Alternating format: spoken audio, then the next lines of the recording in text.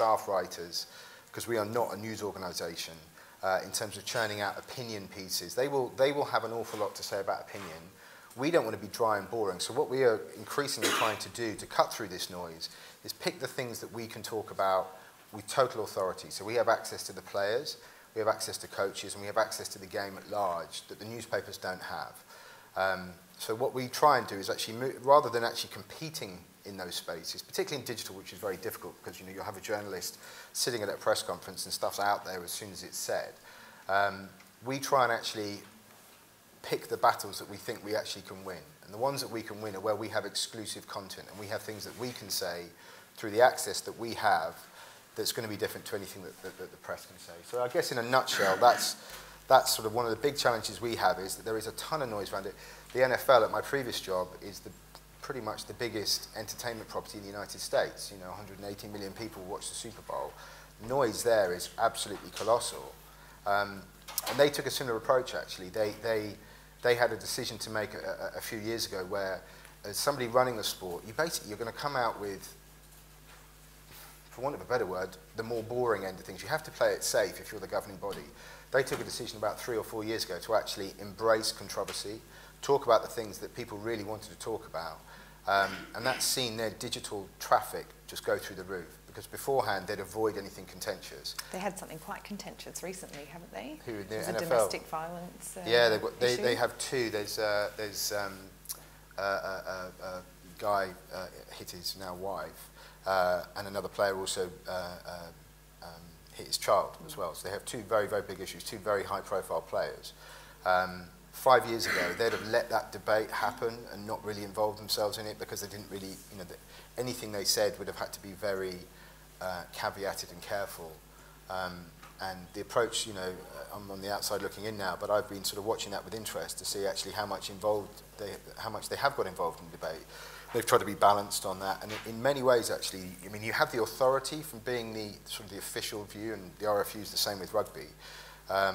So you have to be very careful about how you do it. But when you do say something and actually take a position on issues like that, your position as the governing body give you that cut through. So in a lot of ways, the NFL is still being heavily criticised for how they handled it. They've kind of put their hands up and said they got it wrong, and they're doing everything they can to get it right. And some of that will get lost in the noise. Yeah. But by being consistent and actually going out and saying something, I think they are finding it better than not saying something. We had the same thing with the RFU. We had a small incident recently. Well, I say small. There was an incident recently where they launched the New England rugby shirt for the season, and rugby shirts now have sort of plastic grips on them to help the ball stick to your chest, and they're in the shape of the Victoria Cross. That was a conscious design decision. Part of what the coach is trying to do with the team is give them a sense of pride in being English and actually reclaiming the positive bits of being English. But that became a political issue because we hadn't seen.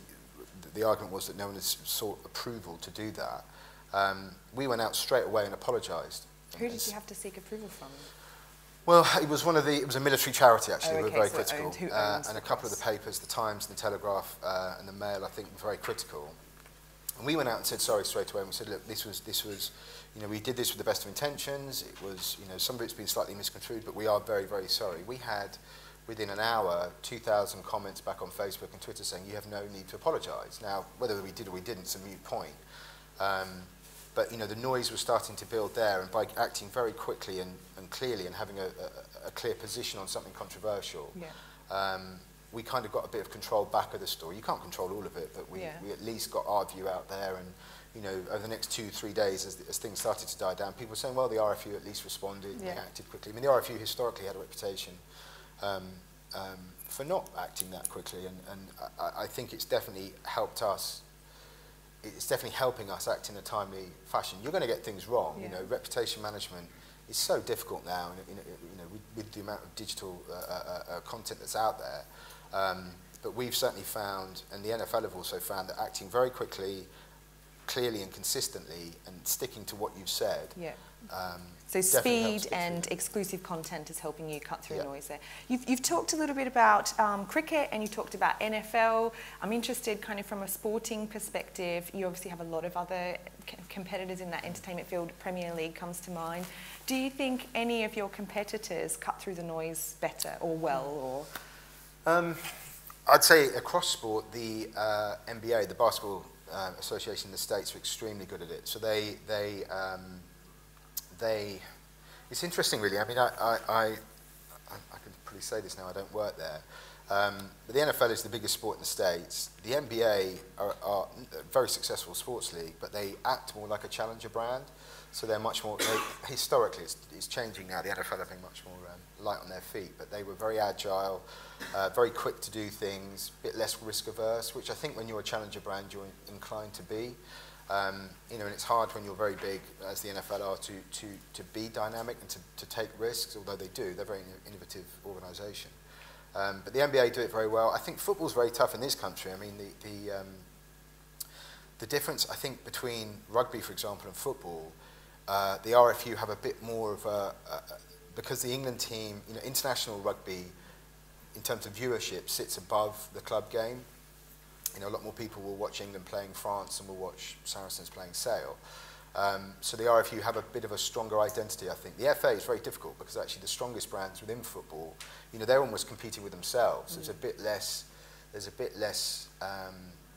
solidarity, I would say, in football. You know, Man United. more people support Man U. Yeah, than Man the United FA. is arguably a bigger brand than the Premier League. Arguably, I'm not saying that's the case. And that makes so not only do they have you know, for every one cricket or rugby story, there are probably 10 football stories. So for them, the noise is even greater, and they have a bit less of a collective approach as well, which makes cutting through even harder. So I think almost the challenge for them in the UK is that the story is so big and so I don't think they can get cut through. You know, they Greg Dyke, the chairman of the I think he's the chairman of the FA. You know, has come out recently, and they almost get lambasted no matter what they do or say. So it's a really tough position they're in. But yeah, I think the NBA do it extremely well. They do it just by taking risks and being. They have a very clear tone of voice as well, actually. So you kind of you identify their own content very quickly, and it's not too po-faced. It's not too. Doesn't take itself too seriously.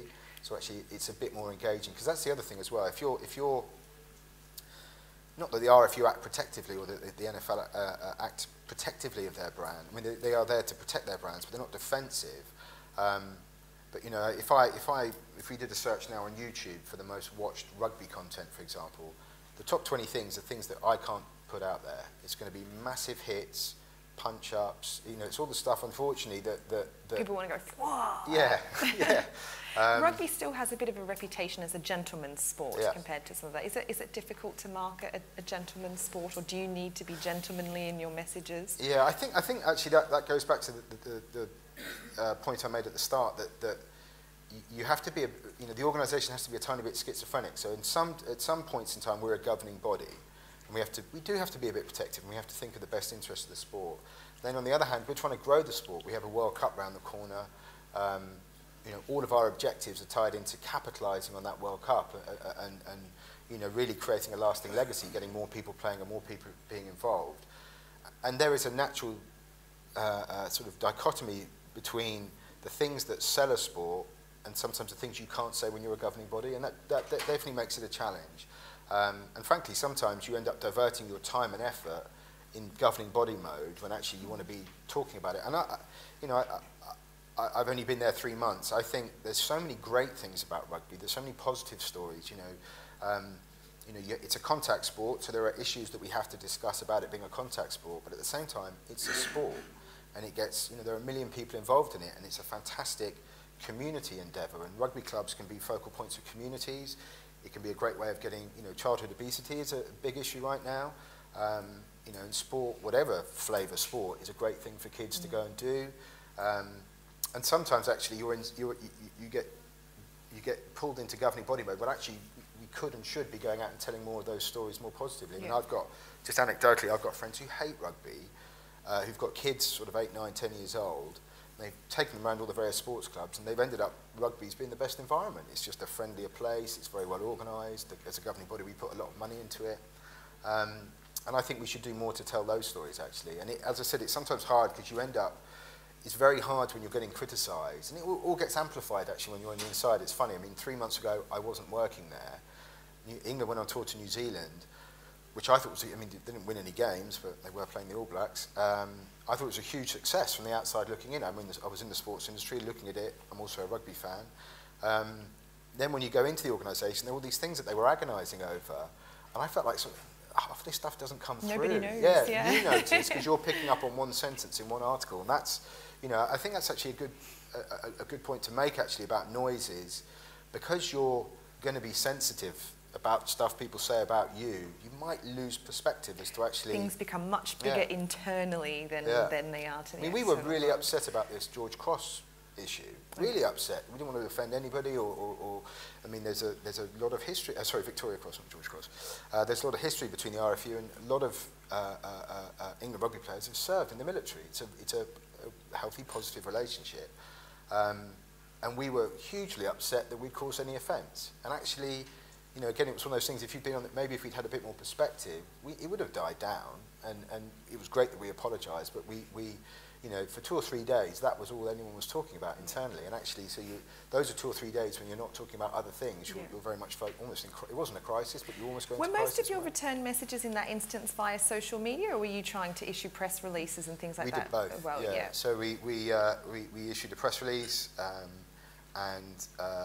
but obviously the speed to getting it out there was through social media. Yeah. So, you know, we were looking at things like comments. So we'd put a press release out, an article would be written in response to that press release by a paper the next day, and we'd look at the comment section there. But actually, we had this, as I said, within an hour, you kind of get a very good feel for actually how people feel about the issue. Yeah. And it's, you know, it's a timely reminder, actually, that, you know, you repeated the point earlier on, but by acting incredibly quickly and clearly, you know, you do get that cut through, and you also get fantastic feedback as well. I think it gave us a sense of perspective, actually. I think our wheels were spinning a little bit, and then when you start seeing all this comment coming back, you think, well, actually, maybe it's not that, maybe we haven't been that bad. Brilliant. Can I add a comment to what you're saying? Please. It's a really interesting debate. I was a rugby fan from a really young age, and I was quite an overweight, chubby kid, and my dad pushed me into rugby.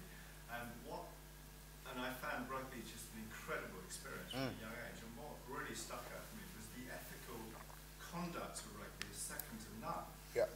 I played in the front row. My dad, even though I'd had a fight with my opposition, my dad made me go into the opposition change room and say sorry, and I had to buy a drink, and it didn't make sense to me, but that ethic of rugby is really, really strong. And I think where I think it could really work is the story of rugby at a grassroots level. It's an incredible story, and sometimes when you're not a fan, you don't see that so clearly. So I think where it could work is using video, and where it has worked, video's worked really successfully, I think, is getting the emotion through stories in charities. Charities have been very clever to use video and tell the story of people. So if you have a story of an overweight, I don't know, 10-year-old who then played rugby, and then it transformed him into fit, and he got all the benefit of the ethics and the teamwork. I think that could be a really great story. But I know that when you're in your organisation, you get caught up with a lot of other things. But that's my own experience of why I love it. Because of course you don't just care for the A grade, top level players. You care for rugby right at the grassroots level. We have to that point. I mean, we have. The RFU and English rugby had a big issue around the 2011 World Cup, where the players were behaving, badly. Stories were getting linked. Dwarfs were getting tossed. It was a mess. Not as bad as it was portrayed, but it was definitely a mess. And the organisation has, through that, changed enormously. They're very lucky that they have in the head coach Stuart Lancaster. He's an incredibly impressive guy. He was, there were a lot of, for people who don't know rugby, there were a lot of very high-profile candidates for the job of head coach in the England team, and he got the job, and deservedly so. And he's a guy who was a PE teacher 15, 20 years ago, worked his way up, and he's instilled in the team a culture that I think is second to none. I loved American football, still do, but like you, played rugby from the age of 5, and it's given me some of the best experiences of my entire life. And actually, without being too melodramatic, and I am going to be melodramatic, but a lot of the things I like about myself as a person, I'm convinced, came from playing a team sport, and particularly from playing rugby. And we have a video, so Stuart Lancaster sort of has almost led the organisation actually culturally. The 5 sort of pillars of the RFU now are teamwork, respect, enjoyment, discipline and sportsmanship. And it does, I think those things that rugby does extremely well. We won the Women's Rugby World Cup this year, and the Under-20s World Cup as well, but the Women's Rugby World Cup, we produced a video going to a school in Hounslow, I think it was, that just has never had rugby. And a lot of the Women's Rugby World Cup teams, actually before they won it, we filmed it, went down there.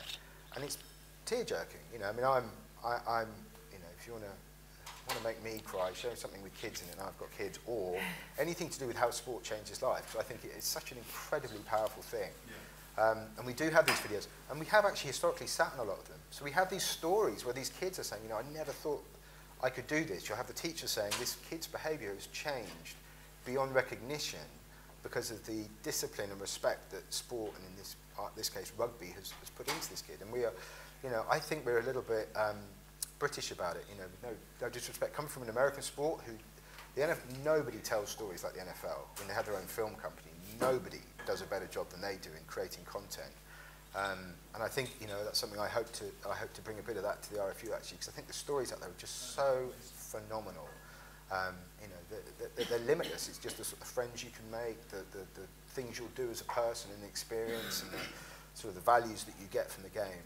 You know, and interestingly enough, I mean, we were talking about we're in the process of changing how we brief that we use to create content. And I'm sort of saying, if we don't pull out one thing, whatever it is, it could even be a team announcement. But if we're going to then go and talk to Stuart Lancaster about it, we want to pull something out that's unique to rugby. You know, so rather than just being, fullback's going to be Mike Brown or whoever else, we want him to say something actually that's specific. You know, it could just be a one-line thing, but just so everything that we produce comes back to what makes rugby unique and special. And hopefully that single-mindedness will really sort of help us cut through more in the future. Fantastic, thank you. Just to add, because RFU is also a not-for-profit organisation, isn't it? So an element of that would be fundraising. How would you distinguish, you know, between your fans, your fundraisers, so that you don't turn off, people don't just switch off once they're getting fundraising emails or digital media sent to them? That's another thing. I mean, I think that we're going to, we will do a better job of. You know, yeah, as you say, we're a not-for-profit, so basically anything that's above our operating cost goes back into the game of rugby. So, for example, if you buy some merchandise from the RFU, or you buy it from another, you know, high street shop, if you buy it from the RFU, more money goes back into the game. We don't tell that story, for example, and you know, I think we need to improve how we do that. It's almost like we're a little bit English about the whole thing. We don't really talk loudly about the things that we do very well. I mean, I'm new to the organisation. They're not perfect by any stretch of imagination, but they do some fantastic things that they don't tell people about. And I think it's important that we actually sort of be a bit more, going back to the point about the brief, be a bit more single-minded actually about what we're trying to say. So if we're going to talk to somebody about issue A, is it getting across the core messages that we need to get across? And we are going to get better at that, definitely. And Laween, can you relate to any of that from the NHS perspective? I mean, you're obviously not-for-profit, big government organisation. What types of problems do you face kind of getting through the noise? Yeah, I think that was great insight from Mark regarding the sporting industry, which we'll all find beneficial. In terms of NHS, it's a bit different. So it's not like the commercial sector. You don't have shift patterns. So for example, where I'm based in Chelmsford, you know, we employ staff of about over 5,000 people, and those staff could be on and off. And, you know, it's a 24-hour service, 365 days a year, particularly because we also host St Andrew's Burn Centre, so it's a regional super centre, as I said before in the introduction. So, with health being an increasingly important matter, there's two different levels that you need to appreciate. One is at a patient level, and the second is at a corporate level. So, one of the main challenges is, you know, how do you segment that information? How do you communicate what is relevant and important to both groups, but at the same time not switching off groups that we need. So for example, my background is clinical trials. If we have followers who are following us for the latest clinical trial treatments, and then we start sending them corporate blasts about, you know, whether we've got a new chief exec or our charity fundraisers, etc., it could switch that person off because all they're interested in is clinical trials. So it's about getting the mix right. It's not just one big audience. It's a different, you know, there's different groups of audiences. There's lots of interests, so that's the main challenge for us at the moment. Many niches within that as well, because I suppose, you know, one person's after one particular clinical trial. They don't want to know about, you know, something that's completely unrelated to whatever it is they're interested in. Exactly. And to be honest, that goes back to the personal versus the employee communication as well, because from a personal perspective, maybe we want to tell you about a flu jab. Maybe we want to tell you about, you know, the latest treatment, or etc. And then from an employee perspective, you know, what are the staff benefits? Maybe as a citizen's perspective, because we have a population of 3.4 million that we serve. So, you know, if we, what's parking like? You know, people, these things matter to the local residents. So it's about getting the right mix and ensuring that people don't switch off when we're sending out these type of messages. So it's very challenging. The other problem is, so for example, in terms of technology, breaking through the noises, we have intra-technology where we have, you know, the use of iPads, robotic surgery, etc. And we want to broadcast that. We're proud of it, but it comes with risks. And also the infrastructure itself. Unfortunately, an impediment for us is, in terms of our infrastructure, it's not been built for Wi-Fi access. And it does have Wi-Fi, but it's very intermittent. So, you know, it comes back to quality and brand as well. So making sure that we get the mix right. And so these are big challenges for us. Is it a resourcing issue as well as kind of segmentation It's always a resourcing issue. Yeah. Well, because of course, particularly I think for the NHS. Yeah, so you may know that there are some tools out there that you could potentially use to help you do what you want. There are good case examples, and obviously, you know, we try to follow best practice. But ultimately, what matters is the patient, and we need to make sure that they get timely information, that they get the right information. And to be honest, it comes back to opportunities and choice as well. So in terms of, if I elaborate on clinical trials, I feel that it's fair that every single person should be able to receive information about a particular clinical trial that may be of interest to them.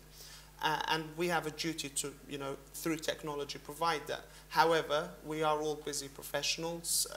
You know, you're getting a lot of other related health matters, etc. So it's about how do you, you know, get it right. And I'll be honest, we've recognized the challenge, and we're quite infant at this stage because we're recognizing it's a new beginning. It's a new, different audience for healthcare. And it's just about getting it right. And hopefully I'll learn from you all as well and see what your experiences are on this as well. Fantastic. Up the back there, yeah. I've got two questions actually, which probably relate to all of you. One of them you talked about saying sorry on, you know, effectively, and my question really is what kind of strategy you can put in place, and how do you put processes in place to react to those kind of things, what you have to do? And I guess the second question is following what Lily said, which is around kind of how do you can segment, I guess, with things like email and obviously internal comms effectively, but how do you, or what do you think tips you have for segmenting across social media channels? Because obviously you can have a corporate Facebook page and Twitter, but then that might not work for certain audiences. So just those two questions.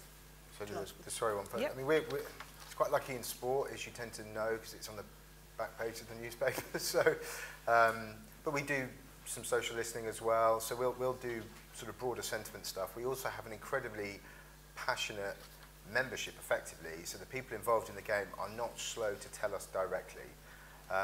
So actually, it's not hard where I am now to find that stuff out. But I've had, back in the day when I was working on agencies, we'd have clients who were, you know, maybe not quite as high profile, or certainly not as widely discussed. And it was in its infancy then, but social listening was actually very good. So you'd sort of do stuff that would go out and filter, and you can get sentiment scores. We're actually working with, we're not doing it for broader sentiment around the game, but we're going to do some listening with IBM, who are a partner of ours. They have a fantastic product they use around Wimbledon, but they're going to use it around our games this year as well, which will actually sort of listen to sentiment about players. So we're almost going to have like a social man of the match. But those tools themselves, not for picking a man of the match, not many companies need to do that, but social listening is actually incredibly powerful because it's very hard to filter it all as well. And it's also very hard, as I said, when you're in sorry mode, you only hear, or certainly I only hear the criticism. It's very hard to get that balance. So we will, you know, we look at, so in that instance, I said, you know, we had thousands of responses. You know, for the first hour, we were actually reading them all through. About 4 or 5 of us internally were actually reading all these through. Then after that, we started looking at just sort of a general sentiment analysis, just to sort of say, well, look, 90% of people think we haven't done anything wrong. The 10%, we looked at the ones who, so actually we didn't read so many of those, but we started reading the ones that were critical to see if there was anything new, if there was an angle to this that we hadn't thought about. And in that instance, nothing actually came out, but I've worked on things in the past where there'll be, it actually helped, in my last job, we had an issue, and it actually helped us because we thought we'd thought everything around the problem at hand, and there were a couple of comments that were made in social media. We were like, wow, we hadn't even thought of that, and that could then become a story. So we actually, they didn't actually in those instances, but we were almost prepared because of social listening to sort of get ahead of what could have come and bitten us down the path. Were you empowered internally to respond, or do you have to then raise it up to the kind of board level and bring that down? We're actually quite lean. So in the most recent instance, the board knew all about it anyway because they read the papers. Again, we're lucky because it's sort of, well, lucky and unlucky because it's very public. And it was our head of communications, had a quick conversation with the chief exec. He said, yep, we need to go out and do this. And honestly, within that morning, as soon as the papers were there, our response was ready to go first thing. And it was very quick. And I think that speed, as I said earlier, was crucial actually to getting ahead of the story. In terms of segmenting, I think it's about knowing your audience. So, for example, for us in the healthcare sector, and particularly in Chelmsford, you know, you must appreciate it's quite a different audience. So there's 2 audiences. The first audience would be the staff, and the staff, as I said before, the work patterns will be completely different. So, for example, a surgeon can come in at a random time and you might want to communicate with him. So that's one set of staff, and then you've got junior doctors, then you've got nurses and HCAs, etc. And then the other audience is the public as well. So, and then within the public, you've got different groups as well. So those who perhaps are able to use digital media, those who aren't, you know, those who use it regularly, etc., etc.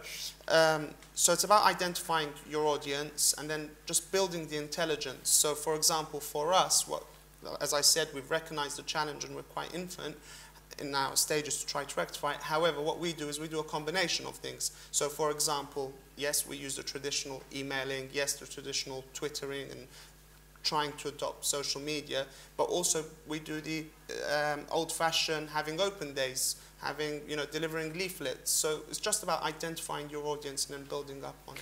And you had quite a specific question about segmenting for social media, wasn't it? So with the NHS, your Twitter accounts, do you have one Twitter account or do you have different channels that are different news subjects? Sorry, I was just going to remind me. In terms of segmenting social media, at the moment we have just one Twitter account.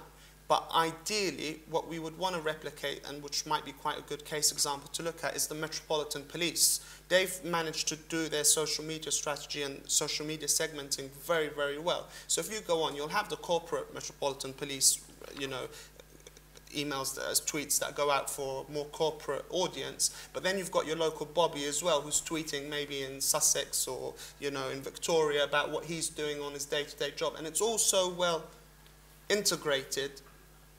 The flow of information is just so amazing, but that's a good case example that I would refer back to, and that what we're looking at to try and improve our service, so that perhaps we will have surgeons tweeting, for example, in their personal capacity, oh, I'm doing an operation, robotic surgery linked to America, this is the link as to what we're doing, obviously not the live surgery, but elements of it, and vice versa. And then you'll have the corporate one saying, well, this is an event that's going to happen at Broomfield Hospital on X date. One of the challenges we have actually in terms of segmentation, and it may be true of other industries, is, and we were talking about it beforehand, before this panel, is you're not always just one thing. So we're rolling out a big CRM program that's going to give us a ton of insight into everybody. So from our business customers, so people who buy corporate hospitality from us, people who do events at the stadium, right down to, you know, a volunteer at a rugby club who helps out with mini rugby. but I mean, we know this, and it's going to be difficult to actually work out how we take this forward. But you're not just going to be one thing. So you could be a senior person at one of our sponsors, like QBE, for example. That could be your professional relationship with rugby. But you might also be a coach on Sunday for your kids' team, and you might also be a fan of Wasps. And actually, it's trying to work out for something where you've got multiple touch points. If we go too segmented, we might talk to you in the wrong tone of voice. We might just talk to you like a corporate customer of ours. So what we're doing through CRM is trying to get a single view of the customer where we actually know that, you know, and again, sport's a bit unusual because you have a sort of it's quite possible to have lots of different relationships with a sport or anything, you know, music or anything you're passionate about. And we're going to have to work that out. And I think it's, you know, my instinct is we don't want to be too clever and try and take too many assumptions about somebody, because I think, you know, what the data will show us, and when I employ somebody to be our insight manager, will tell us from the data is actually, you know, my guess is every individual we have a contact with will be in more than one of our data sources. And I think it's about not talking to people as just one thing at one time. We'll have to try and, I'll tell you how recognise that they're bigger than just that one data point. Yeah. So I think that ties into identifying and mitigating the risk as well for your industry. So for us, healthcare is very high risk, it's very high interest. I think it attracts something like 4 times more press coverage than any other industry. So it's being aware of that, you know, of the risk of your industry, so that the segmentation is done correctly as well. Cool. Yes? Follow on from that, when you're talking about analysing the data, out of interest, how many people do you have on that? Not enough. Not enough. I mean, well, so I could say for my previous job, the NFL, they would have tons. They'd have sort of, I mean, they were much bigger producer of digital content. And they would look at what that content would then do down the line. So they had a big CRM system in place as well. They'd have people, you know, so in theory, almost like advertising, you know, you're sort of trying to attribute an advert to a poster. So you'd sort of think, well, what are the opportunities to see that poster? Well, that could have had this effect on somebody buying something down the line. At the NFL, they have a lot of bodies actually looking at exactly that. So, you know, if you stick out a 2-minute highlight video of Tom Brady throwing touchdowns, can we attribute any sales of a Tom Brady shirt back to that content? Should we be making more of that content? So it's very joined up. So at the NFL, I mean, the NFL had probably about 100 people working on digital alone, of which sort of 20 were probably insight people. Were you working we're not that size. Sorry, I was just going to, out of interest, were you working in the UK for the NFL? Yeah, I was international marketing director. So that would have been quite challenging noise-wise. Yeah, it was very tough. Yeah. But I could lean back on their resources, so that was nice, where we had the sort of the benefits of having our own film company and all these people sitting in LA who could crunch my numbers, and I didn't have to spend any money. It was fantastic. But yeah, that was very difficult. Cutting through the noise when you're a minority sport was very, very hard. I mean, the benefit they had is it's unique. It looks different. Yeah. The helmets are different. Everything about it looks different. So that was the main thing that we got cut through with. But yeah, so in answer to that, there are a few, not that many. That will hopefully change. Yes, Stephen. Yeah, I had a question, kind of a more strategic question. Is given that digital marketing is now overlapping into areas like big data and technology, do you think digital marketing in your respective organisations is actually given enough prominence, because it's so vital? I mean, Mark, you probably understand all about the technology internally, and you have a very good idea about customers. And it seems to me that actually digital is not given in some organisations enough prominence. Yeah. With, you know, sitting on the board and making more direction in terms of where companies are going. I just wondered. Well, if I can take that from Kimberly-Clark's perspective, just to tell you a little bit about who I work for. I work for Kimberly-Clark Professional, so it's the B2B division, not the Andrex and Kleenex and Huggies. And we manufacture personal protective equipment to industrial industries and people like contract cleaners and things like that. It's a really traditional sales-based organisation, and you know, and it still is. But you know, I think one of the things I'm actually going to talk about tomorrow in a talk I'm doing is innovation. I think people take on digital, and digital is innovative at different levels for different companies. So we're actually quite advanced. We've got, we use marketing automation, we produce content, we're kind of, doing the things that everybody says we're supposed to be doing. But it still doesn't have as much prominence as that real face-to-face kind of contact that actually kind of gets a sale and things like that. So I think it's kind of different levels. And one of the issues with digital marketing that I was going to bring up that we had is something like retargeting, say. So we have this fantastic content, we want to put some media out there, and you can buy retargeting programs and things like that. And we are targeting, I've traditionally been a B2C marketer as well, so B2B is a little bit new for me. So we want to target very professional people, specific audiences, so a health and safety officer or a continuous improvement leader with a very specific professional message. And online, big data and cookies can identify a person who's looked at something where we've dropped a cookie, but then all of a sudden, they're on their Facebook or they're just browsing shopping. Like when I used to work for an agency, we were doing a pitch once for a merchant terminal product. And so I was doing some research, and then the next thing you know, I'm on ASOS or eBay or Facebook, and buy this merchant terminal product. And it really, it still sits with me today about how unintelligent sometimes some of that data is. It doesn't really know the person, kind of going back to what Mark is saying, doesn't know that you have 50 kind of points on this person, and you can't really personalize a message based on one point, because you haven't humanized that person. You've just made an assumption about them. And I think that's one of the biggest problems that kind of we're facing in a B2B landscape. With your organisation, so where does digital sit? Are you within marketing or next to marketing? So we have a marketing services, because we're Europe, Middle East and Africa, I work in the regional team. We're like a marketing consultancy that the countries come in and use, kind of like an internal agency organisation.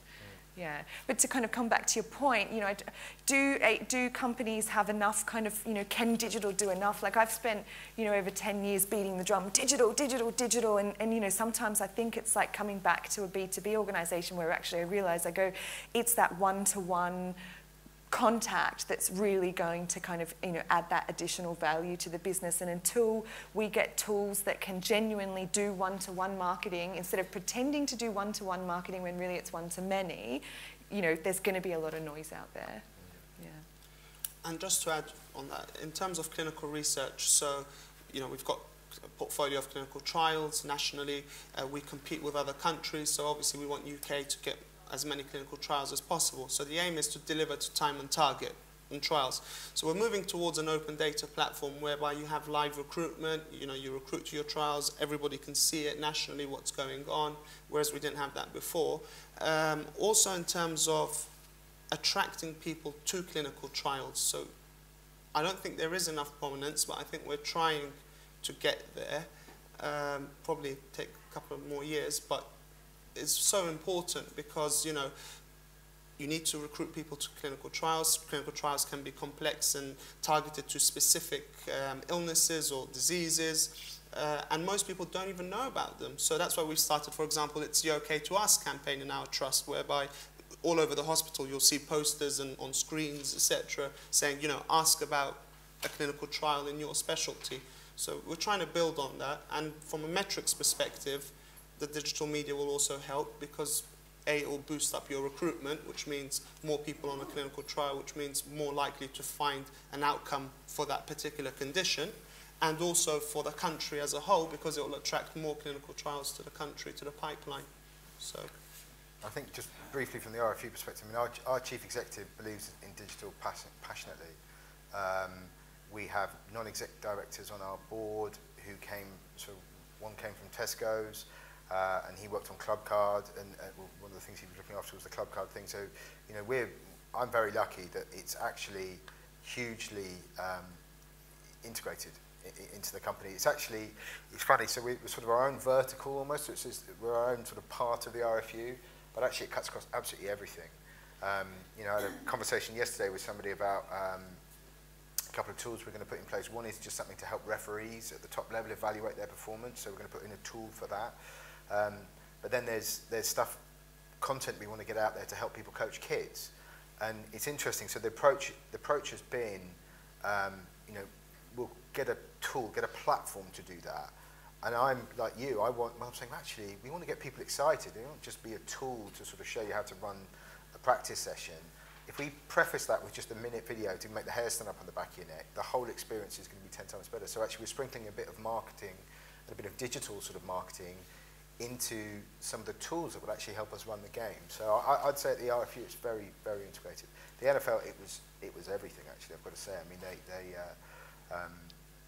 they sell all their rights to them. I mean, NFL TV rights are worth $8 billion a year. So the TV stuff's kind of given away. So digital's the platform that cuts through it. That's the only platform they really own, and it's hugely important to them. So yeah, I've been very lucky. I've worked with two very digitally minded. Just very quickly to add to that, sorry. I think there's two other reasons as to why perhaps it's not as prominent as it should be or could be. Firstly, I think digital media arguably is an art in itself, and there may be a lack of understanding around it, of its pros and cons. And secondly, because of that, I think there's a lot of fear around digital media as to what could happen if things go wrong. So for example, some people might remember, you know, when a clinical trial went wrong in Northwest London, Northwick Park Hospital, it was under the Elephant Man. Well, in terms of digital media, that flow of information went around the world, and the reputation is still there. People are still scared to go on clinical trials because of that reason. So it could be that that's one of the reasons people are quite scared to adopt, you know, digital media. So it's more of expanding the art, having more professionals, having it also as an agenda on a corporate board, you know, having it discussed at board level as well as grassroots levels. That's my opinion. What about everybody else? Is there any kind of challenges that you kind of, we're really interested to hear from anybody who maybe works in a different industry or the same industry. What noise are you experiencing? Anybody? No noise. Well, to add to that point, I used to run an agency and we used to deal with a lot of financial services, and one of the frustrations we had was digital was so silent. It didn't have the impact that you will have at a board level. So we'd always hit a brick wall with someone who looked up the website and we couldn't change the website to impact what we asked to do. So, but it seems that now digital is taken much more seriously at a senior level. Having said that, there is still a lot of hype about certain forms of digital that can be magical. Absolutely. Social, everybody needs a Twitter account. We're just saying that I don't use Twitter. I have 3 Twitter accounts and I don't use Twitter. But I think it's all relative. Like, you know, at Kimberly-Clark Corporation at a, you know, global level in Texas, you know, digital is on the agenda. We have a transformation agenda. There are 3 points on there that are digital. Does that kind of filter all through the organization in the way that I would filter it if I were at the top? You know, maybe not as much. And, you know, to speak of silos, like I am a digital marketing manager for EMEA. I am the digital person. And it's, you know, one of the things I'm working with local teams on is kind of saying, you need to involve me at the start. You know, we need to move away from the, we've just done this campaign, what can we do on the website? Or what can we kind of do with this? And so I think it's relative to different organizations and to different parts of organizations as well. But I think lots of people are thinking about it, and some people might be still scared of it, which is, you know, there's nothing wrong with that. And other people are thinking, oh, it's this massive thing that we have to do and invest in. So yeah, different. I think it's the industry sort of digital as a concept.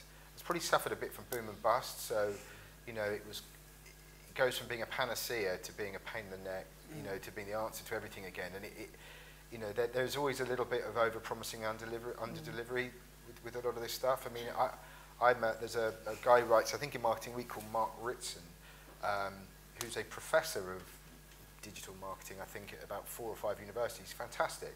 He's hugely cynical about it. And actually, I kind of, wherever I've worked, I've always sort of tried to get my boss to watch that, because I've worked in digital for a long, you know, go back to 1998, I started doing it.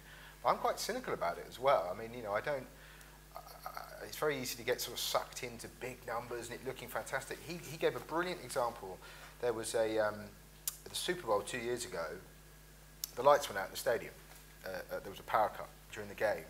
And Oreo, the chocolate biscuits, sent out a tweet saying, "Dunk in the dark," or you can still dunk in the dark, or something very clever and very funny. And it was triumphed as the poster child of how brilliant social media is and how wonderful it is. He gave a lecture, and if you have a spare hour, it's brilliant to watch, where he compares that to a Budweiser advert that was shown during the Super Bowl. And this Budweiser advert is very traditional. Long story short, Budweiser in the States will advertise the fact that their old lorries were pulled by Clydesdale horses. So they have these quite schmaltzy adverts that I actually love, but they're quite cheesy. Is that a What's Up one? No. These are much Fine. more. No, these Also are, cheesy. These are much more. These are much more sort of. This is about a guy rearing a horse from hand, going off and putting a Budweiser truck, and it recognises him and runs up to it. It's very cheesy. But he talks brilliantly actually about, yes, the numbers. When you sort of extrapolate all these numbers out from this Oreo legendary tweet that was the best reactive marketing ever done, how engaged are you with that?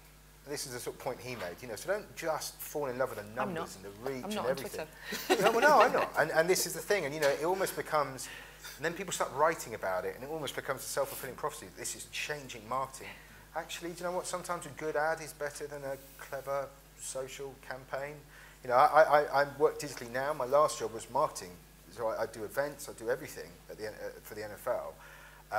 And it was great for me, actually, to put it in context. And there are times when it's the absolutely best thing you can do, and it's the best way to spend your money. But I would often have decisions where I could spend 50 grand on this, or I could spend 50 grand on that. What's going to give me the most bang for my buck? And it's sometimes hard, because I think digital people have to sometimes fight for budget and fight for voice internally, and maybe overstate what they're going to get, and then you wrap it up into this presentation with huge numbers. Sometimes it's not the right thing to do. Because, of course, digital is very accountable, isn't it? There are so many numbers you can kind of pull out, but then, of course, at the end of a campaign, you need somebody who, can interpret it and go, I won't say which one, but I sat down with one of the social networks, and I was just like, the only thing I did before digital was direct marketing, so everything was about ROI, and I was sort of saying to them, great, the numbers are great, what do you actually sell? And this is the other thing this Mark Ritson guy says, is he was talking about marketers under 40 and over 40. And under 40, they've grown up in a digital world, possibly don't know actually that much about the basics of marketing, which fundamentally is you're selling something. Whether you like it or not, there has to be an end game. It's not about being clever and coming up with amazing case studies. You're selling something. And the marketers over 40 who didn't grow up in a digital world are paranoid. So they're good marketers, and they understand the commercial imperatives of marketing. They're slightly scared about this sort of thing that they don't quite understand. Being 40 myself, I kind of do feel like I'm in a bit of both. I love digital, but at the same time I'm like, it's a bit scary, and I don't understand it because I never tweet, and it's an interesting thing. And I think the debates that we've had in the 3 months I've been with the RFU are, let's not get too carried away with some of this, but let's really commit to the few things that we do as well as we can, and do them as well as we can. Great, over there. Just to say, I was at the IAB Engage conference yesterday for the Internet Advertising Bureau, and they made some there was a constant kind of theme through a lot of the kind of speeches there, which was about using digital to really kind of personalise, and obviously I had loads and loads of campaigns, which I'm sure we're all aware of, where you can actually really use digital to become personal and really kind of engage with that particular brand. I'm just interested to know how in your particular organisations you've either identified that or you plan to use that in the future, because I appreciate this is about noise, and that's really hard. We also saw something really interesting yesterday from ComScore, which said about 50% of cookies are false cookies, so it doesn't mean anything. So it's not about the impression or the click anymore. So just kind of wondered about personalisation in digital and whether you guys are using it. Well, I go first. We use personalisation in our kind of content marketing, and it's probably in its infancy compared to a lot of very sophisticated, potentially other service brands, particularly that work in the digital marketing industry. But we will pick a few data points that we're kind of comfortable personalising on, and that generally revolves around industry and job roles. So we try as hard as we can to get that information, when we first drop a cookie on someone's browser, and then we use that information to tailor things to their professional environment as best we can. But we don't, and then first name, etc., and company if we can. But we try and keep forms as short as possible, obviously, to reduce friction. So we're getting bits and pieces of information added each time someone comes back, and we just kind of do our best with that. And I don't think we're amazing at it, but we're certainly trying to grow and learn from what we're doing there. Yeah, I think in terms of healthcare, health is quite personal anyway, so that really helps. People are interested in their health. Again, it's a big challenge for us, and we're quite in our infant stage trying to do it. The only thing that we can do is trying to get as much intelligence as we can about particular illnesses and conditions, and then try and target them, you know, by providing them opportunities to take part, for example, in a particular clinical trial.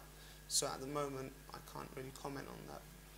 I think going back to the point you were making earlier about segmentation, one of the challenges with personalization is you are at some point, any programmatic advertising, at some point you're making an assumption about somebody that may not be wholly accurate.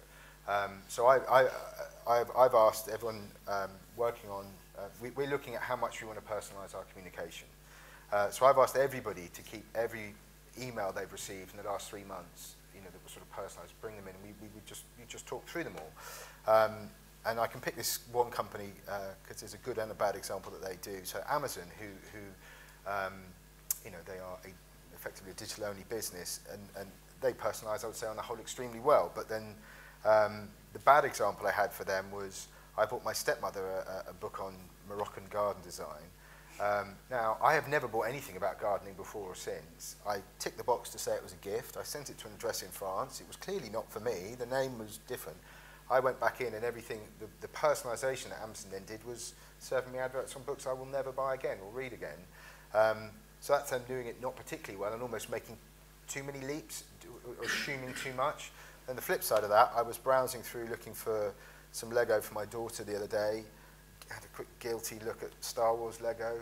Just sort of looking at thinking, God, if I was 12, I'd be all over that. I'm still actually very keen. If anyone wants to buy me an ATA, I'd probably have one. And then I went back and bought my daughter the thing I'd been looking for her birthday. Clicked off. 2 weeks later, I get an email from Amazon. It was brilliant because it wasn't overly personalised. Didn't put my name on it. It said, oh, as somebody who's looked at technical toys, so the only purchase I made was Lego for my daughter. So the email was, so somebody who's looked at technical toys you might be interested in, and then it was the Millennium Falcon, and it was almost like it knew I'd guiltily looked off at something I shouldn't have been looking at, and it was trying to give me that's brilliant personalisation. So I think what we're going to do as an organisation, we're going to test it like crazy actually. So we launched with our CRM at the end of November. We're going to test one thing at a time and actually work out, because you know, we have this belief that people have lots of different relationships with rugby. So we are going to, if we're going to start talking to game administrators, we might just put one commercial message in there to start off with, see if it works, and if it doesn't, we won't do that again. And we're going to, I don't think we'll overly personalise. I think you can tie yourself in knots and actually trip yourself up. I think the more you try and put a program in place for advertising, the more assumptions you're making and the more things you could get slightly wrong. I don't think it's going to be necessarily damaging, but you'll miss the mark as often as you hit it, I think. And for us, like on that note, so something that form of personalization would be very, very risky as well as requiring a lot of resources and technology behind it to drive it in the first place. But it would be very risky because in terms of health, you know, as I said, it's very personal. The last thing you want to get is an email about a clinical trial that's not related to your illness, because with health, it generates fears. You know, you want to ask questions. If I got an email saying, you know, there's a cancer trial personalized in my name, I'd be very worried if that was, you know, extracted from my medical records. Yeah. So it's being industry specific and identifying the risks and mitigating it as well, just as I said before. Great. I think that's all we have time for. Yes, yes. So, Thank you. I want to thank all three of you for being here. And let's try to see that. I don't read it. I'm not enough. It's okay. Thank you. Thanks. Here we go. I want to thank all three of you for being here. This was so interesting. And Lauren, you acted as sort of our unofficial, not mistress of ceremonies. I've had that title before, actually. Available for weddings. You're good. Wonderful, keeping things flowing. Thank you so much for that. And your one-to-one, your comment about one-to-one marketing versus one-to-many is so interesting, and I think that's something that a lot of people in this room struggle with. And with you being in healthcare, what is such a deeply, deeply personal business for so many people, your work is absolutely cut out for you. So thank you so much for coming and spending time with us. And Mark, in a past life, I did sports reporting for CNN, so I can do sports all day long. And we can talk about that later. But thank you guys so very much for being here, and I hope you'll stick around for the rest of our panels. We've got, at noon, in just a couple minutes, we've got Adam Waddell, who's going to talk to us about marketing a content brand to the world. So I hope you guys stick around. Thank you. Thank you. Thank you.